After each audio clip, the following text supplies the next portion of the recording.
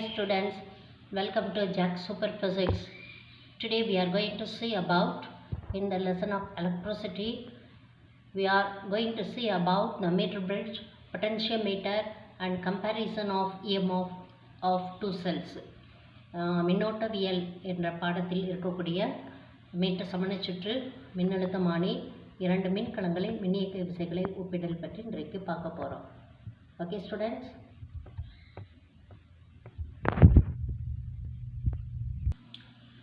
First topic meter bridge, meter சமணச்சுற்று. இந்த மீட்டர் சமணச்சுற்றில் பார்த்தோம் அப்படின்னா இதில் ஏபி என்ற மேங்கனினால் ஆன 1 மீட்டர் கம்பியானது இணைக்கப்பட்டுள்ளது. இந்த ஏபி என்ற கம்பிக்கு இணையாக 1 மீட்டர் அளவுக்குள் ஒன்று பொருத்தப்பட்டுள்ளது. இந்த ஏ என்ற கம்பியினுடைய முனையானது லெஃப்ட் சைடில் டாட் ஷேப்பில் இன்வெர்ட் பொசிஷனில் இருக்கக்கூடிய சி என்ற காப்பர் ஸ்ட்ரிப்பினுடைய முனையுடனும், ரைட் சைடில் இருக்கக்கூடிய டாட் ஷேப்பில் இருக்கக்கூடிய அந்த காப்பர் ஸ்ட்ரிப்பினுடைய எண்டு பி முனையுடனும் இணைக்கப்பட்டுள்ளன. இந்த காப்பர் ஸ்ட்ரிப்புக்கு டின்னு பேர் வைக்கலாம். ஓகேங்களா? இப்போ இந்த 2 காப்பர் ஸ்ட்ரிப்பை விட்டுட்டு நடுவில் ஒன் மோர் காப்பர் ஸ்ட்ரிப் இருக்குது. இப்போ இந்த இதுக்கு பேர் G1 அப்படின்ற கேப் இருக்குது. இந்த G1 கேப்பில் தெரியாத மின்தடை P ஆனது இணைக்கப்பட்டுள்ளது. G2 என்ற கேப்பில் Q என்ற மின்தடையானது இணைக்கப்பட்டுள்ளது. இந்த AB என்ற அந்த மீட்டர் பிரிட்ஜ் வயரினுடைய குறுக்கால சை என்ற மின்னியக்கு விசை உடைய மின்கலமும் K என்ற தொடுசாவியும் தொடர் இணைப்பில் இணைக்கப்பட்டு ஆனால் ஏபி என்ற கம்பிக்கு குறுக்காக இணைக்கப்பட்டுள்ளது.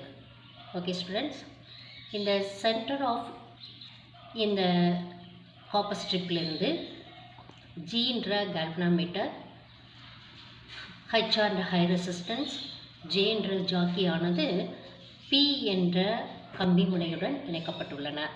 இதுதான் இதனுடைய construction. AB is the 1 meter wire is made up of manganese wire. Now AB is stretched in between the 2 copper strip of C and D. It is in L shaped. Now one more another copper strip is connected at the center. Now V is the unknown resistance connected in the gap of G1. Q is the another resistance connected in the gap of G2. The terminal of meter bridge wire is connected across the battery and the key. Now from the center of the strip is connected to the galvanometer and high resistance and jockey. This is the construction of meter bridge. Okay. Next என்ன செய்யணும் அப்படின்னா, J என்ற தொடுசாவியை ஏபின்ற கம்பியின் மீது நகர்த்தி அதனுடைய கால்வனோமீட்டரில் சுழி விலகம் ஏற்படுமாறு செய்யணும். அப்போ இந்த நிலையை நம்ம ஜேன்னு வச்சுக்கிட்டோம்னா, இந்த லென்த் ஏஜே இருக்கு இல்லையா, அது அந்த வீன்ஸ்டோன் சமணச்சுற்றில் ஆர் என்ற மின்தடையை சரி செய்கிறது. இந்த ஜேபி என்ற அந்த சரியீட்டு நீளமானது வீன்ஸ்டோன் பிரிட்ஜில் S என்ற மின்தடையை சமன் செய்கிறது. இப்போ இந்த ஏஜேயை எல் சென்டிமீட்டர்னு எடுத்துக்கிட்டோம் அப்படின்னா ஜேபியை 100 - L சென்டிமீட்டர்னு எடுக்கணும். ஏன்னா 1 மீட்டர் வயர் நம்ம வச்சுருக்கோம், அதனுடைய லென்த் 1 மீட்டர் 100 சென்டிமீட்டர் இருக்கிறதுனால 100 - L சென்டிமீட்டர் அப்படின்னு நம்ம எழுதலாம். Okay students, now the jockey J is moved on the meter bridge wire AB. At that time the galvanometer shows the 0 deflection. Now the distance between A and J, that is the balancing length corresponding for the 0 deflection, is taken as L centimeter. So the remaining length of JP is 100 - L centimeter. The length of AJ is replaced in the Winston bridge of the resistance R. JP is the balancing length replaced by the resistance of S. Okay, now R dash is the resistance per unit length. So R dash P by Q is equal to AJ by PJ is equal to L1 by L2. Therefore P is equal to P by Q is equal to L1 by L2. Therefore P is equal to Q into L1 by L2. இதில் R dash என்பது ஓரலகு நீளத்திற்கான மின்தடை அப்படின்னு வச்சுக்கிட்டோம் அப்படின்னா P by Q is equal to AJ by JP is equal to L1 by L2. Therefore P by Q is equal to L1 by L2. From this P is equal to Q into L1 by L2. Okay, இப்போ இந்த ஏபின்ற மேக்னீன் கம்பியானது இந்த copper ஸ்ட்ரிப்போட இணைச்சிருக்கிறதுனால இந்த சர்க்யூட்டில் மின்தடை அதிகரிக்க வாய்ப்புண்டு. அதனால் இதுக்கு பேர் நம்ம என்ன சொல்லலாம் அப்படின்னா முனை மின்தடைன்னு சொல்லலாம். இதை ரீப்ளேஸ் பண்ணுறதுக்கு என்ன செய்யலாம் அப்படின்னா பீன்ற ரெசிஸ்டன்ஸை இந்த இடத்துலையும் க்யூன்ற ரெசிஸ்டன்ஸை இடமாற்றி இந்த இடத்துலையும் நம்ம கனெக்ட் பண்ணி அதனால் ஏற்படக்கூடிய அந்த பேலன்சிங் லென்த்தினுடைய சராசரியை நம்ம கண்டுபிடிக்கணும். இப்போ பி என்ற மின்தடையினுடைய ரெசிஸ்டிவிட்டி கண்டுபிடிக்கணும் அப்படின்னா அந்த கம்பிச்சுருளுடைய ஆரம், அதனுடைய நீளம் ஆகியவற்றை கண்டுபிடிக்கணும். அதனால் நமக்கு already we are well known the formula for R is equal to rho into L by A. Therefore rho is equal to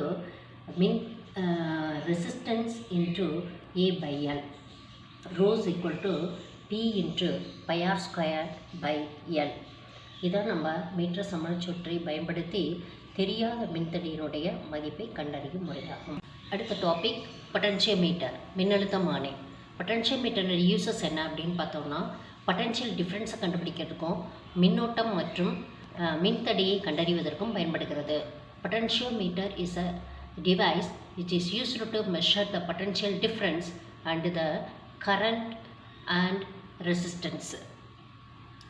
Let us consider CD is the potentiometer wire. CD என்பது பொட்டன்ஷியோமீட்டர்னுடைய வயர்னு நம்ம எடுத்துக்கலாம்.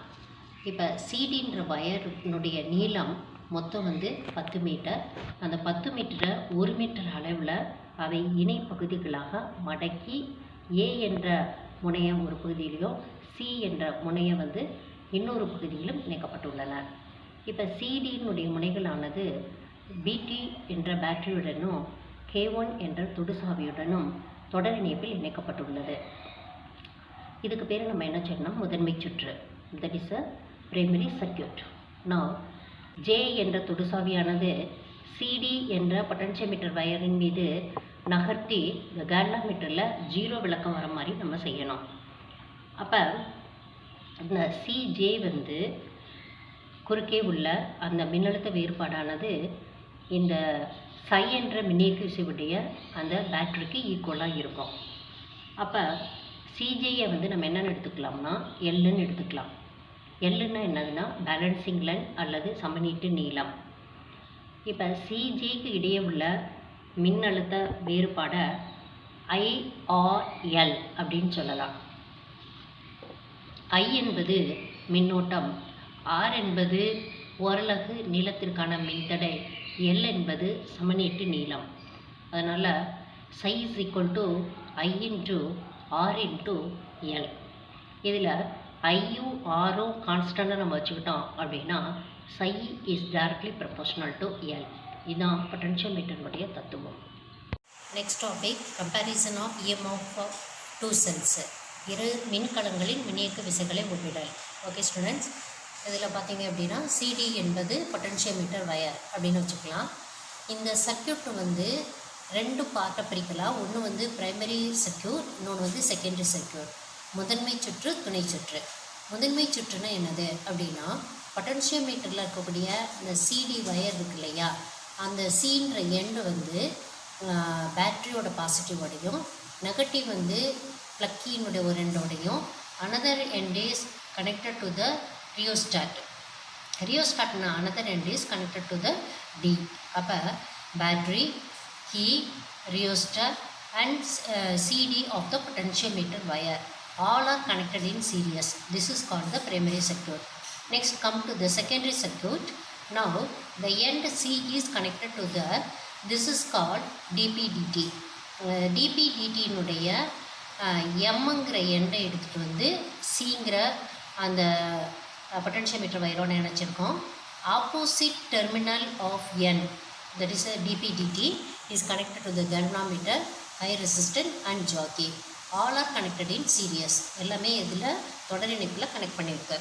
Okay, next வந்து what's a heading for this one? இரு மின்கலங்களின் மின்னியக்கு விசைகளை ஒப்பிடல். இப்போ சை1ன்றது ஒரு மின்கலம். இந்த சை1ன்ற மின்கலத்தினுடைய நேர்மின் முனை M1ஓடையும் எதிர்மின் முனை N1ஓடையும் கனெக்ட் பண்ணியிருக்கோம். அப்போ M1க்கும் N1க்கும் இடையில் எந்த மின்கலத்தினுடைய மின்னியக்கு விசையை கம்பேர் பண்ணமோ அதோட ஃபஸ்ட்டு செல்லை கனெக்ட் பண்ணணும். நெக்ஸ்ட்டு வந்து சை2ன்றது அனதர் செல், அதனுடைய பாசிட்டிவ் எண்ணை M2ஓடையும் நெகட்டிவை வந்து N2ஓட கனெக்ட் பண்ணியிருக்கோம். Okay students, this circuit is called as a secondary circuit அல்லது துணை சுற்று அப்படின்னு சொல்லலாம். இப்போ என்ன செய்யணும் அப்படின்னா, இந்த ஜேன்ற ஜாக்கியை சிடின்ற வயர் மேலே நகர்த்தி கேல்வனோமீட்டரில் ஜீரோ டிஃப்ளெக்ஷன் வர மாதிரி பண்ணணும். அந்த கேல்வனோமீட்டரில் ஜீரோ டிஃப்ளெக்ஷன் கிடைக்கும்போது இருக்கக்கூடிய அந்த பேலன்சிங் லென்த்துக்கு பேர், சரியீட்டு நீளத்துக்கு பேர் நம்ம L1 சொல்லலாம். இப்போ ஃபஸ்ட்டு வந்து என்ன செய்யலாம் அப்படின்னா, டிபிடிடி கீனுடைய பகுதியை M1 N1ன்ற பகுதியில் ப்ரெஸ் பண்ணோம்னா அப்போ ஃபஸ்ட்டு செல் இன்க்ளூட் ஆகுது. ஃபஸ்ட்டு செல் இன்க்ளூட் பண்ண உடனேயும் இந்த ஜாக்கியை இந்த சிடின்ற வயர் மேலே நகர்த்திட்டே போனோம்னா கேல்வனோமீட்டரில் ஜீரோ டிஃப்ளெக்ஷன் கிடச்சின்னா தட் இஸ் L1. ஓகேயா, அடுத்தது இந்த டிபிடிடி சாவியினுடைய டெர்மினலில் M2 N2ன்ற சைடில் ப்ரெஸ் பண்ணோம்னா சை2 அப்படின்ற அந்த செகண்ட் செல் வந்து இந்த துணை சுற்றில் இன்க்ளூட் ஆகும். அப்போ மறுபடியும் என்ன செய்யணும்னா ஜேன்ற ஜாக்கியை அந்த சிடி வயர் மேலே நகர்த்தி பேலன்சிங் லென்த் கண்டுபிடிக்கிறோம், தட் இஸ் L2. ஓகேங்களா, அப்போ நம்ம ஏற்கனவே பொட்டன்ஷியோமீட்டருடைய பேசிக் பிரின்சிபல் என்ன படிச்சிருக்கோம் அப்படின்னா, சை இஸ் ஈக்குவல் டு IRL. ஐங்கிறது current flowing through the circuit, ஆர்ன்றது ரெசிஸ்டன்ஸ் பர் யூனிட் லென்த், ஓரலகு நீளத்திற்கான மின்தடை, எல் என்பது சரியீட்டு நீளம். L1 is equal to IRL1, சை2 is equal to IRL2. இப்போ சை1னா சை2வால் டிவைட் பண்ணுறோம். So we are getting E1 by E2 is equal to IRL1 by IRL2. IR get cancelled, so we are getting L1 by L2. So E1 by E2 is equal to L1 by L2 அப்படின்ற ஃபார்முலாவை நம்ம direct பண்ணியிருக்கோம். Thank you. In a Wheatstone bridge, B is equal to 100 ohm, Q is equal to 1000 ohm and R is equal to 40 ohm. If the galvanometer shows zero deflection, determine the value of S.